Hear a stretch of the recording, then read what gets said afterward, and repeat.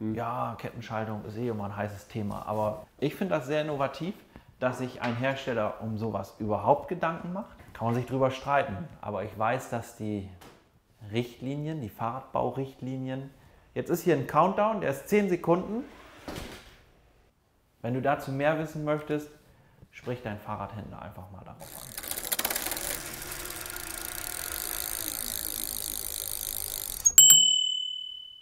Und da ist mir wieder eingefallen, dass wir vor dem Videodreh die Diskussion hatten, ob ich was sagen soll oder nicht. Und darum hier ein weiteres Video mit Nils Hogendorn.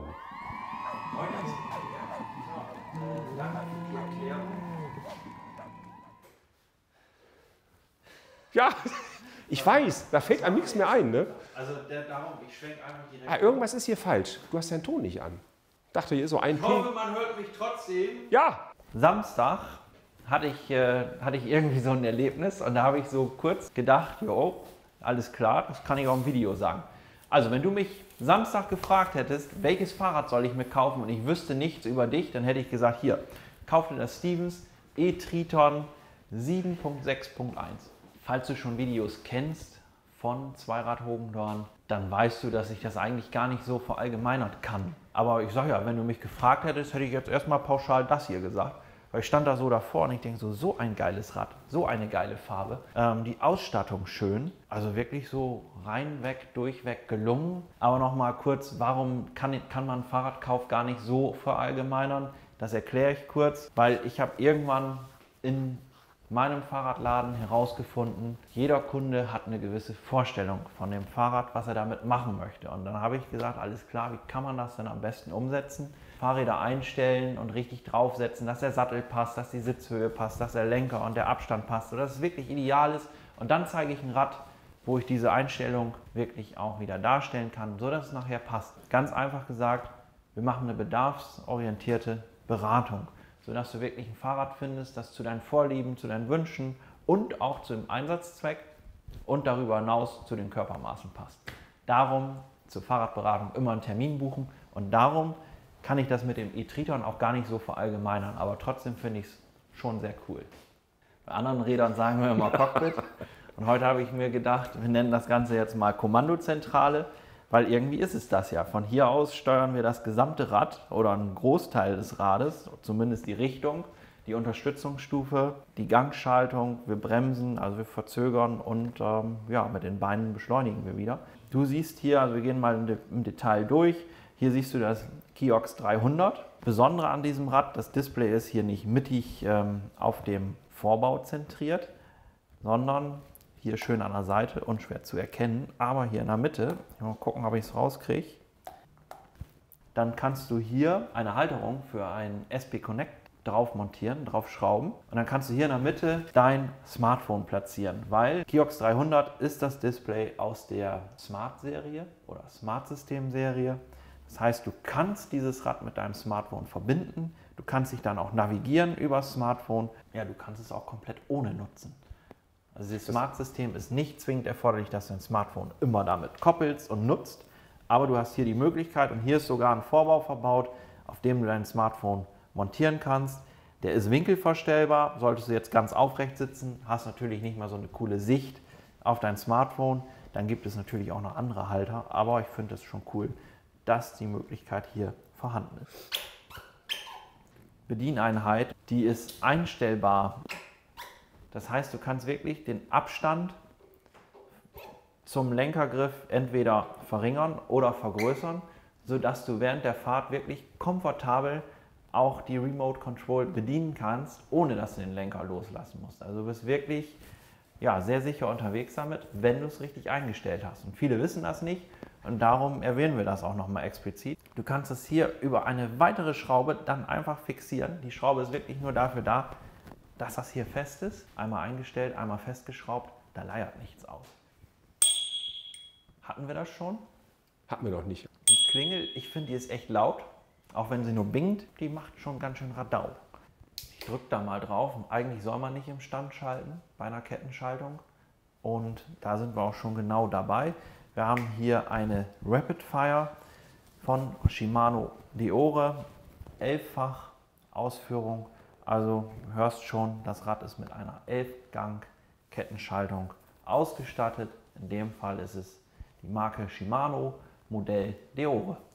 Also du siehst hier einen wunderschönen Aluminiumrahmen mit dem PowerTube-System. In dem Fall ist hier der 625 Wattstunden Akku verbaut und der Designdeckel ist separat abnehmbar. Hier mit einer Gummidichtung abgedichtet, wird auch oft gefragt, ob es wasserdicht ist. Würde ich jetzt erstmal sagen, nö, muss aber auch nicht, weil da passiert nichts, wenn da mal Wasser reinläuft. Also erfahrungsgemäß geht das, wobei diese hier wirklich schon sehr gut sitzt. Das war in den Anfängen des PowerTubes nicht der Fall. Das hat sich wirklich verbessert und ich finde auch, der ganze Rahmen hat schon eine echt wunderschöne Form. Mensch, das Rad, wenn du mich gefragt hättest, würde ich kaufen, weil ich einfach finde, dieses ganze Zusammenspiel der verschiedenen Komponenten und auch vom Antriebssystem finde ich einfach spannend. 625 Wattstunden Akku und dann haben wir hier den Performance Line CX Motor. Gut, wer sich mit dem Smart-System schon beschäftigt hat, der weiß, da ist dieser Motor drin, wobei, stimmt ja gar nicht. Auch der Performance Line, den gibt es mittlerweile in der Smart-Serie und ich gehe auch ganz stark davon aus, dass alle anderen Motortypen folgen werden aus dem Hause Bosch, was Smart-System angeht. Und ja, 85 Newtonmeter habe ich gesagt, klein, kompakter Motor, auch schön im Rahmen integriert.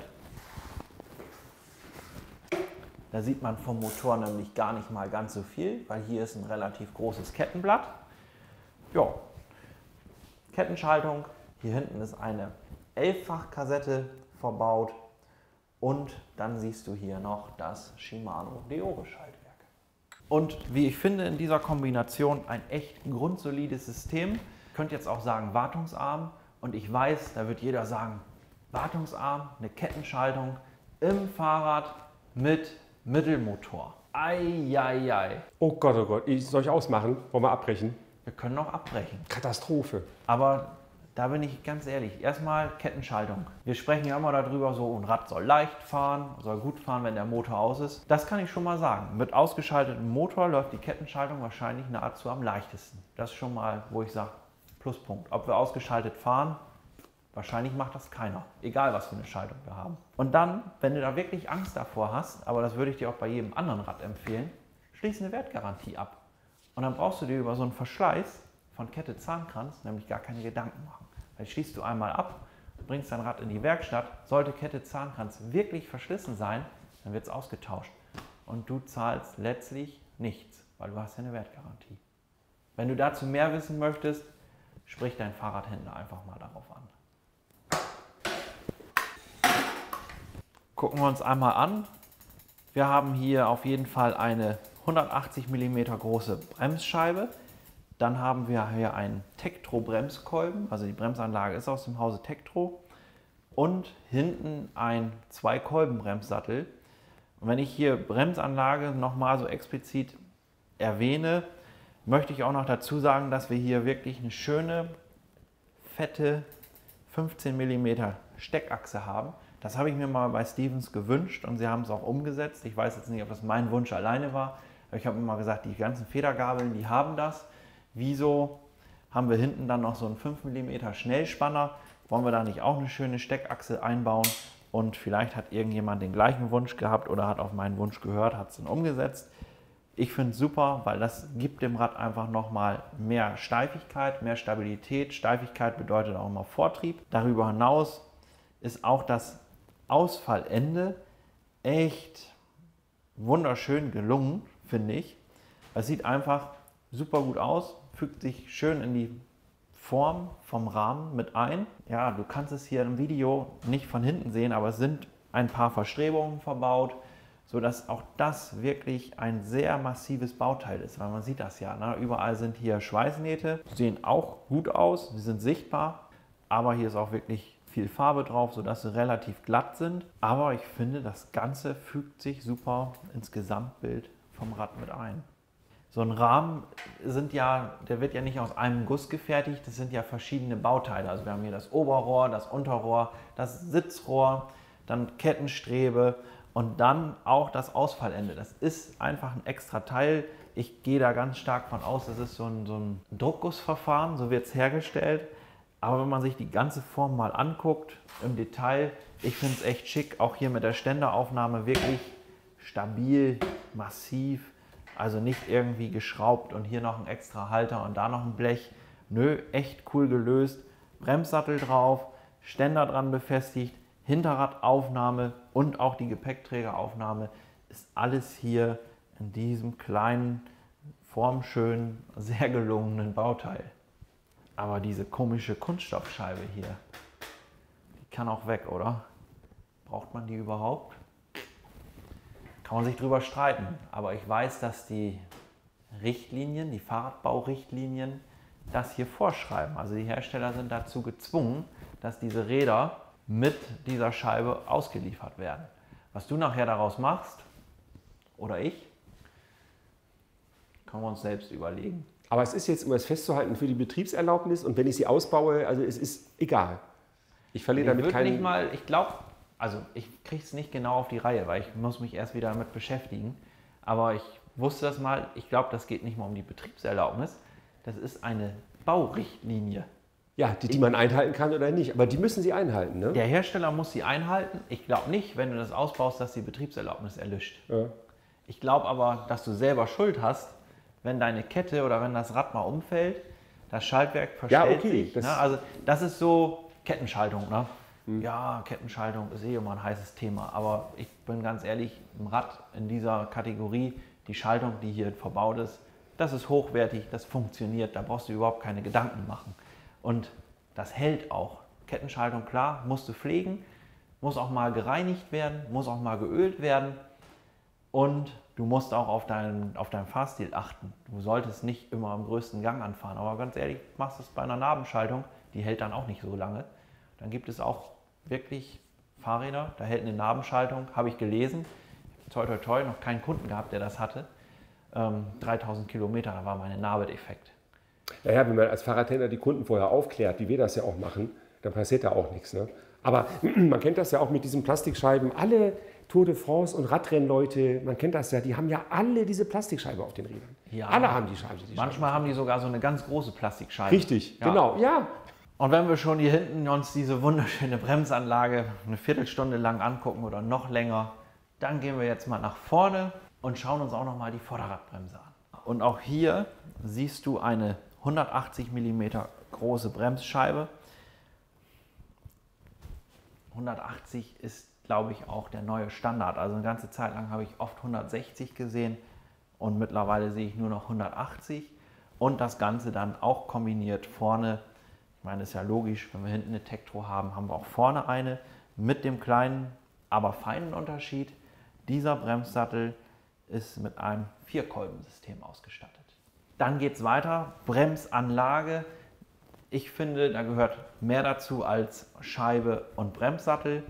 Es gehört auch dazu, was haben wir für eine Gabel, weil auch die Gabel ist hier wirklich eine sehr massive Federgabel, auch wieder mit dem 15 mm, mit der 15 mm Steckachse. Ich zeige das mal. Na, Vorderrad ist wirklich einfach auszubauen, aber diese dicke Steckachse, die gibt dem Fahrrad einfach auch eine enorme Steifigkeit, gerade beim Bremsen, sodass du auch da immer ein sicheres Gefühl hast und die volle Kontrolle über dein Fahrrad behältst. Ich habe gerade gesagt, sehr massive Gabel. Ja, welche haben wir hier überhaupt? Wir haben hier eine Suntour oder SR Suntour Mobi mit Luftkammer. Dieser Seite hier. Da kannst du die Gabel oder die Luftkammer oder die Gabel oder das ganze Ansprechverhalten der Federgabel wirklich auf dein Fahrergewicht einstellen. Und Federgabel gibt dir nicht nur Komfort, sondern auch Sicherheit, weil je besser das Fahrwerk abgestimmt ist, je besser ist auch die Bodenhaftung. Also man könnte sagen, hast du dein Fahrwerk richtig abgestimmt, dann liegt das Fahrrad auf der Straße wie ein Brett. Kommt da mal eine Unebenheit, dann bügelt die Gabel das so weg. Also könnte man das übertrieben darstellen, aber in irgendeiner Form ist es aber auch so. Wichtig ist halt nur, du stimmst die Gabel ab. Jetzt sagst du, gut, wie geht das denn? Wie macht man das überhaupt? Meistens, in dem Fall ist es jetzt aber leider nicht so, gibt es eine Skala. Dort steht drauf dein Körpergewicht, dann ist da so eine Von-Bis-Angabe und dementsprechend viel Luftdruck oder wenig Luftdruck braucht deine Federgabel. Und in Fahrtrichtung gesehen rechts auf der Gabel, ganz oben hier an der Gabelkrone, da ist auch noch ein Hebel und das ist der sogenannte Lockout. Das heißt, solltest du wirklich mal auf einer ganz glatten Straße mit deinem Fahrrad unterwegs sein und sagen, sportlich unterwegs im Wiegetritt oder wie auch immer, kannst du sagen, alles klar, ich blockiere die Gabel, die Federung ist ausgeschaltet und ja, ich habe noch mehr Vortrieb auf diesem Fahrrad. Wir machen weiter mit der Gabel.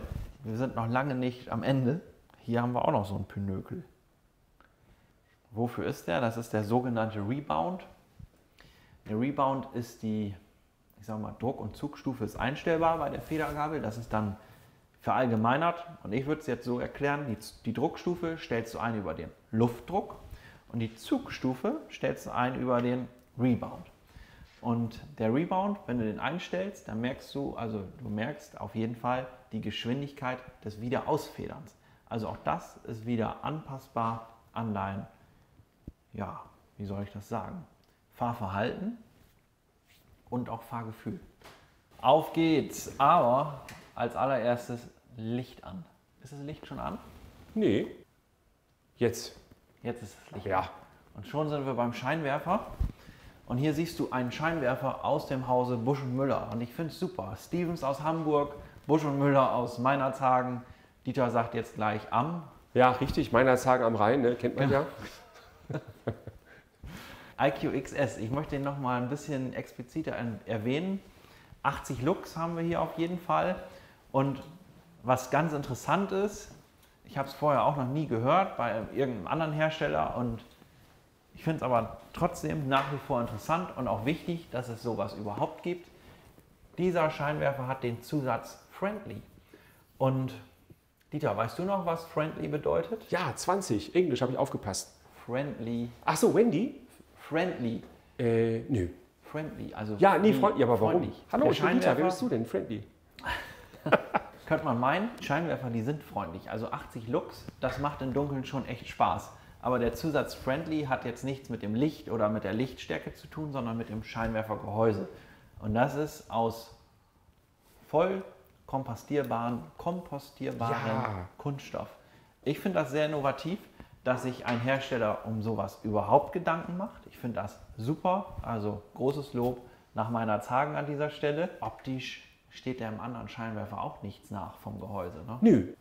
Kann man das sehen? Ja, Sonst hätte ich hier das ist Rad die- ja noch hier ein ist das bisschen Rücklicht. tiefer oder höher Nee, gemacht. alles gut. Aber gut, du siehst das. Rücklicht hier schön, formschön im Gepäckträger integriert. Ein Rücklicht mit dem Aufdruck Ragtime. Konnte man jetzt meinen, okay, machen die Rücklichter selbst. Und ich kann mich ja täuschen, aber ich bin mir ziemlich sicher, dass dieses Rücklicht auch im Hause Busch und Müller produziert wird. In Zusammenarbeit mit Ragtime. Und was der Ragtime so kann, das schauen wir uns jetzt als nächstes an. Was ist los, Nils? Mein Handy klingelt. Ich muss mal eben gucken, wer da angerufen hat. Gepäckträger. Und ich hätte jetzt ja gerne eine ordentliche Tasche griffbereit. Auch die fehlt mir jetzt gerade. Ey, das ist nicht wahr, ne? Aber Dieter hat, glaube ich, eine mit. Ich weiß nicht, hast du QL2? Ah, oder warte, QL3? ich habe was. Genau. Das ist zwar nicht genau das, was, aber das geht auch. Nee, aber das Rad ist ja schon ein alltagstaugliches Rad. Das ist ein Rad, das kannst du für eine Fahrradtour nutzen. Das ist ein Rad, das kannst du, um täglich ins Büro zu fahren, nutzen. Also mit dem Rad kannst du in Wirklichkeit alles machen. Deswegen habe ich gesagt, Mensch, wenn du mich heute fragen würdest, welches Rad soll ich mir kaufen? Ja, dann kauf dir das E-Triton 7.6.1. Muss aber schnell sein, haben wir nicht so viele von. So, Jo, das war die Tasche. Die habe ich jeden Tag mit. das ist Dieter seine, heißt die Commuter Bag? Ich glaube ja. Oder Bin ich Office ganz Bag. sicher. Eins Ich habe von die aber beiden? sogar mit, wenn ich Auto fahre. Ich habe die immer. Ja, ob die jetzt da genau passt, weiß ich nicht. Kann man ja verstellen. Passt da nicht, also vom Rohrdurchmesser nicht dran, aber so eine Ortliebtasche, die ist einstellbar auf den richtigen Rohrdurchmesser oder ja, Gepäckträger Rohrdurchmesser. Du siehst schon, die sitzt hier schief, das ist aber so gewollt, weil du siehst schon, der Halter ist hier auch schief, Ach, so warte. dass, Jo, so nochmal dass bitte. du halt genug, Das konnte man gerade nicht Sorry. sehen, sorry. Ja. Beinfreiheit hast beim Pedalieren, das ist ganz wichtig. Die Tasche sitzt hier wirklich gut am Gepäckträger und das liegt ganz allein daran, dass hier so eine weitere Packtaschenvorrichtung draufgeschweißt ist. Ich finde es immer sehr praktisch, wenn das so gemacht ist und das macht das Rad dann auch wirklich tourentauglich. Also dass du wirklich sagen kannst, links, rechts, Tasche dran, obendrauf auch noch eine, weil so ein Ragtime, der hält schon einiges aus. Hier steht drauf maximal 25 Kilo. Das geht bestimmt gut. Und Ragtime ist ein Systemgepäckträger, wirklich hochwertig und du kannst verschiedene Aufsätze für diesen Gepäckträger bekommen. Das heißt, du kannst so einen Schnappverschluss für einen Korb oder eine Federklappe, falls du sagst, ich will doch meine Jacke da drauf klemmen. Oder du sagst ganz praktisch mit so einem Spanngummi. Auch das ist alles möglich. Gerade eben habe ich es ja schon gesagt, alltagstauglich auf jeden Fall und für die Fahrt zum Bäcker optimal, weil auch hier an dem Rad serienmäßig verbaut das sogenannte Bäckerschloss. Ganz einfach zu bedienen, ist der gleiche Schlüssel wie vom Akkufach und du kannst sogar noch eine Schlosserweiterung anstecken, das ist die sogenannte Einsteckkette. Ja, wo ist die? Die haben wir auch nicht hier. Ja, die haben wir auch nicht hier. Oh, ja. Ich mach mal eine Liste. Mach mal eine Liste. Ja. Genau, mach mal eine Liste, was wir brauchen. Oh, du hast einen Sattel im Gesicht, sehe ich gerade. Oh, macht ja auch nichts. Das macht auch nichts. Nee, aber das Bäckerschloss, ich finde es immer wieder praktisch, weil du kannst das Rad einfach zack, schnell abschließen und ist abgeschlossen. Ne? Fertig. Wunderbar. Ja. Das Schloss blockiert ja, wie du dir das vielleicht denken kannst, die Speichen. Und so haben wir auch einen perfekten Übergang zu den Reifen. Hier haben wir eine Reifendimension von 50/622. Und die 650/622 ist eine Millimeterangabe und das ist die sogenannte ETRO-Norm. Und das ist auch die genaueste Norm. Ich bin Fan von der ETRO-Norm. Und die 622, das ist der Felgendurchmesser. Beim Reifen dann so gesehen der Reifeninnendurchmesser. Und die 50, das ist die Reifenbreite. Das heißt, der Reifen ist 50 mm breit. Und wenn wir mal so ein paar Jahre zurück überlegen, da weiß ich, da habe ich noch ganz viele 37er Reifen verkauft, 40er Reifen verkauft und vielleicht mal, wenn es dann so war, am Cityrad ein 47er Reifen gehabt. Und heutzutage werden die Reifen tendenziell immer breiter. Und so wie hier haben wir jetzt eine 50er Reifenbreite. Das gibt natürlich anständig Komfort und gleichzeitig auch wieder Sicherheit, weil je breiter der Reifen, je besser, je mehr Auflagefläche hat er vielleicht, aber auch in der Kurve gibt dir das Sicherheit, auf unebenen Strecken gibt es Sicherheit und macht das Fahren einfach angenehm. Und dieser Reifen hier, das ist ein Schwalbe Marathon, ich will jetzt sagen E+, genau ist es auch, musste mich nur eben einmal vergewissern. Extra ein E-Bike-Reifen aus dem Hause Schwalbe mit der maximalen Pannenschicht. Das heißt wirklich pannensicher, wir kennen ja alle noch Marathon Plus, unplattbar hieß er ja oder heißt er. Und das ist so gesehen die Variante für E-Bikes. Und warum gibt es da eine extra Variante? Also beim E-Bike achtet man ja noch mehr auf Effizienz als beim normalen Fahrrad. Eigentlich absoluter Irrsinn. Aber hier wird immer darauf geachtet, dass so ein Reifen wirklich einen sehr leichten Rollwiderstand hat. Vorne haben wir genau den gleichen Reifen und ich überlege gerade, haben wir jetzt noch was vergessen vom ganzen Rad? Wir haben vergessen an dem Rad, tatsächlich haben wir das Wichtigste überhaupt vergessen, dass wir nichts vergessen haben. Ja, die Schutzbleche könntest du noch mal erwähnen. Plastik. Die Schutzbleche sind schön, die sind formschön, aber Dieter, du hast nicht aufgepasst, das war eine... Doch, ich habe aufgepasst. Eine Schwalbe macht noch keinen Sommer, den Reifen haben wir natürlich auch vorne. Ja. Das auch, aber zu Anfang habe ich gesagt, ich zeige noch mal so ein paar Sachen, die zeige ich jetzt auch gleich in den nächsten Schritten, aber ich habe das Rad hier an der Sattelstütze eingespannt und diese Sattelstütze, das wäre ein Thema, das würde ich erweitern oder verbessern oder optimieren. Denn ich würde hier auf jeden Fall eine Beischulz-Federsattelstütze mit Parallelogramm einbauen. Das macht das Rad auf jeden Fall noch komfortabler und natürlich auch den Sattel, wie zu Anfang schon erzählt, Kontaktpunkte können angepasst werden. Wäre immer meine Empfehlung, Sattel austauschen gegen einen, der wirklich zu deinem Hintern passt. So, und dann haben wir das wichtige Thema nämlich auch, weil ob das Fahrrad nachher gefahren wird oder in der Garage steht, das hängt oft davon ab, welcher Sattel ist verbaut und kann ich auf dem Sattel überhaupt sitzen. Aber wenn ich nicht richtig sitzen kann, macht das ganze Fahrrad ja keinen Spaß. Pedale will ich auch noch kurz drauf gehen, wenn wir über Kontaktpunkte sprechen. Ich finde die Pedale optisch sehr schön, sehr gelungen. Für mein Gefühl etwas zu klein. Ich wünsche mir ein bisschen mehr Fläche, weil ich habe es jetzt echt schon oft gefahren und gerade so im Sommer mit einem leichten Schuh, mit einem weichen Schuh, eine weiche Sohle, dann ist so ein Pedal mit großer Auflagefläche auch echt angenehm zu fahren. Trotzdem, wie gesagt, die Pedale sind in Ordnung, die sind gut, weil die sind hier vernünftig kugelgelagert, die drehen sich auch wirklich leicht, also das kann sich alles sehen lassen. Da haben wir was vergessen. Nils fragte mich gerade, was haben wir vergessen? Ich wollte Ganz noch klar was zeigen, Genau. weil hier oben in der Kommandozentrale verbirgt sich noch was wirklich ein Mehrwert ist, was ein Alleinstellungsmerkmal ist für so ein Bosch E-Bike-System. Das Rad hat einen Rückrollschutz. Also ich aktiviere die Schiebehilfe, indem ich den Minusknopf gedrückt halte. Jetzt schiebe ich das Rad und irgendwann sagt er mir Schiebehilfe aktiv. So, und jetzt komme ich aus irgendeinem Grund nicht weiter. Ich lasse die Schiebehilfe los oder bleib kurz stehen und du siehst, das Rad rollt nicht weg. Jetzt ist hier ein Countdown, der ist 10 Sekunden. Jetzt hat er nachgelassen. Aber in diesen 10 Sekunden hätte ich locker die Hinterradbremse ziehen können, sodass mir das nicht passiert. Also wenn einem das mal am Berg passiert, wirklich so, es geht hoch, aus irgendeinem Grund muss ich kurz stoppen, lasse ich die Schiebehilfe los, das Rad bleibt stehen und es rollt nicht zurück und du brauchst auch nicht unbedingt die Bremse drücken.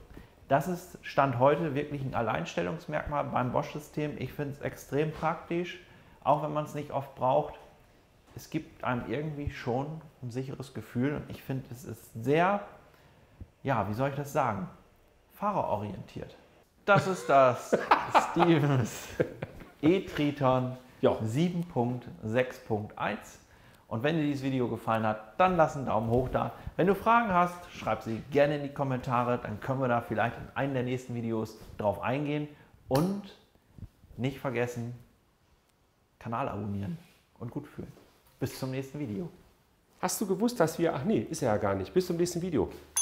Wir haben einen passenden Helm dazu, in der richtigen Farbe. Zu diesem Rad. Tatsache. Tatsache. Der